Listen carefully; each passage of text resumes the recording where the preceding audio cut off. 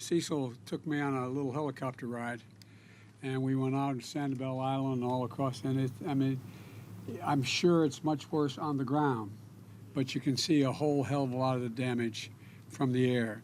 And you can imagine, because unfortunately, I've been to a lot of disaster areas in the last couple months, last 6 months.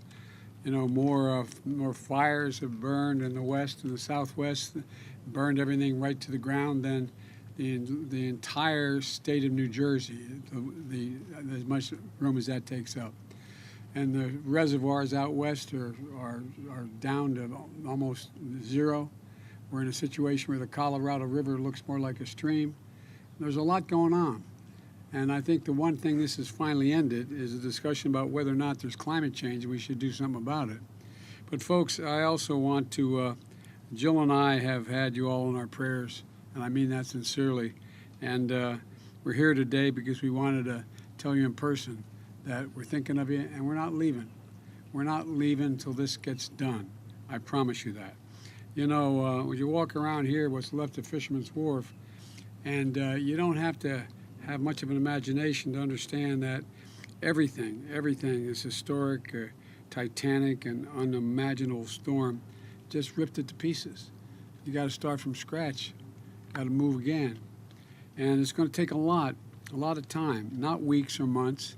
It's going to take years for everything to get squared away in the state of Florida, to fully recover and rebuild. We're here today with Governor DeSantis and Senator Rubio and Senator Scott and Congressman Donald. Today we have one job, and only one job, and that's to make sure the people of Florida get everything that they need to fully, thoroughly recover. We're one of the few nations in the world that, on the basis of a crisis we face, we're the only nation that comes out of it better than we went into it. And that's what we're going to do this time around. Come out of it better, because this is the United States of America, and I emphasize united. We've seen extraordinary cooperation at every level of government, as the governor has said, and the cooperation began before the storm hit. Number one priority was saving lives. At the request of the governor, I signed an emergency declaration. Let's see if this thing works. Is this one working? I signed an emergency declaration that prepositioned federal assets, including food and water and generators, not only in Florida but in other states. So be ready if the worst happened, and it happened. We also prepositioned the largest number of search and rescue teams ever assembled in the United States. Ever assembled in the United States.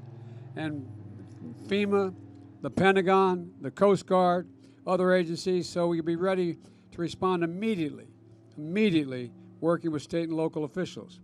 And the search and rescue teams have knocked on nearly 70,000 doors and rescued over 3,800 people.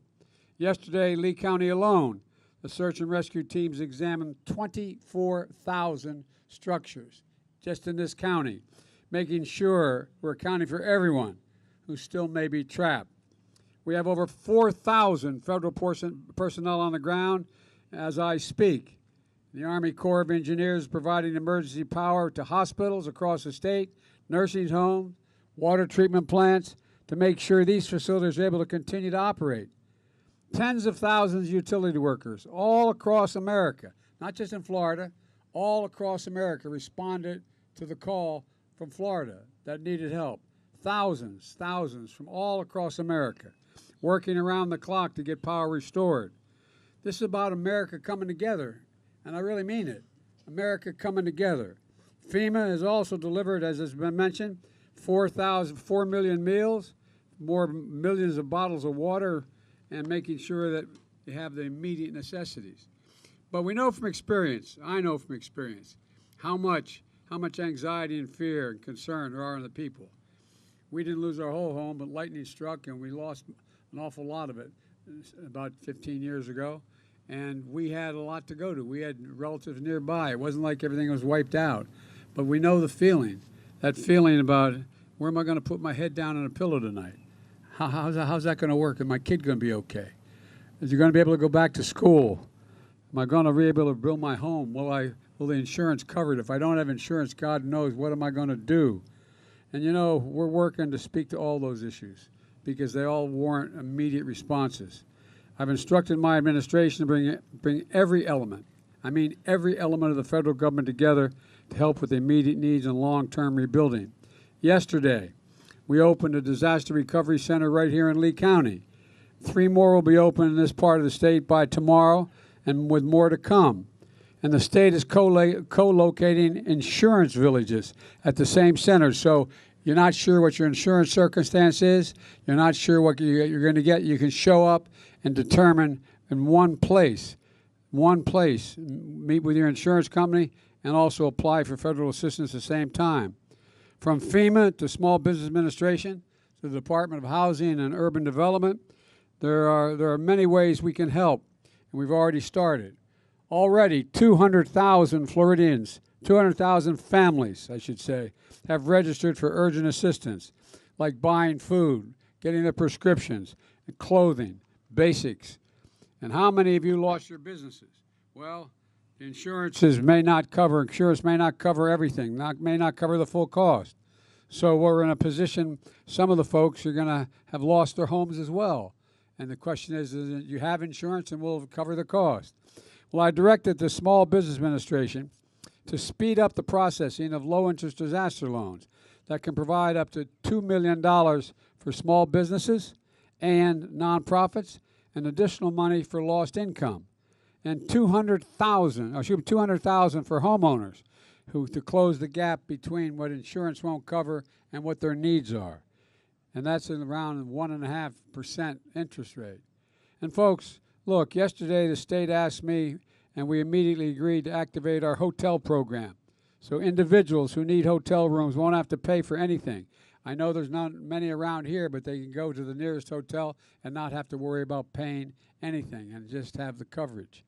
If you don't have insurance, or if you're underinsured and you found a place to rent, or your car has been destroyed, you're maybe entitled up to $37,900 in federal funds. If you need to make repairs to your home, you may be eligible for another $37,900, not $39,700, $37,900. So you possibly can be able to get close to $80,000 for your needs. It's available. And folks, look, the most important thing you can do is register so we can help figure out who is eligible for these things. Hundreds of FEMA personnel are going door to door, and to help with that, or you call 800-621-3362, and I'm told you're waiting for hours and hours to get through, and you're not getting anybody answering the phone. We've talked about that on the way down in Air Force One, and we're going to try to speed that up by having additional personnel. We're trying to expand it. So you have to have a little patience for us to get it all done. So many people are contacting. Or you can go online to disasterassistance.gov and find out what you're eligible to receive. Or you can sign up at one of the multiple disaster recovery centers, the one that's opened here and many more that are going to be opening. Meanwhile, in the counties hardest hit, the federal government, at the request of the governor, in the very beginning, said we'll cover 100% of the cleanup cost, the debris cost, which is billions of dollars before it's all over, if you think about it. That we're going to pay 100% for 30 days. I just extended for another 30 days. And the governor and I talked. I think he's going to have to come back and ask for some more beyond those 60 days because it is consequential. Unless you clear the area, there's not much else you can do. And so, folks, look, we have a long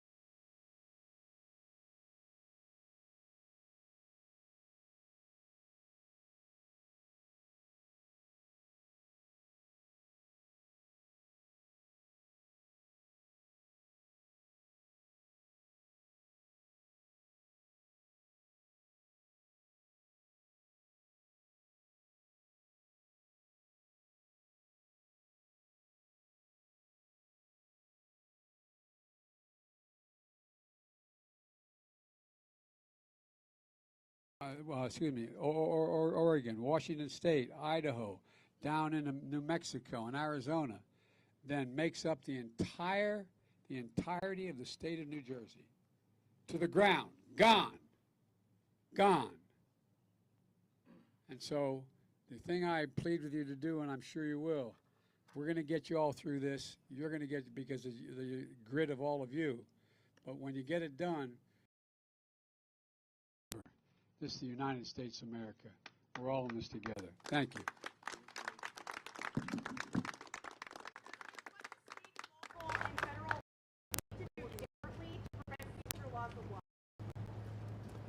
What the governor's done is pretty remarkable so far. I mean, this is like what he's done.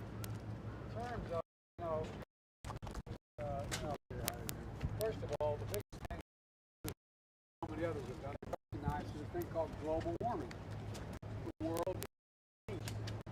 It's changing. Changed the way with the zoning. For example, all this area for me. Liz showed me a picture.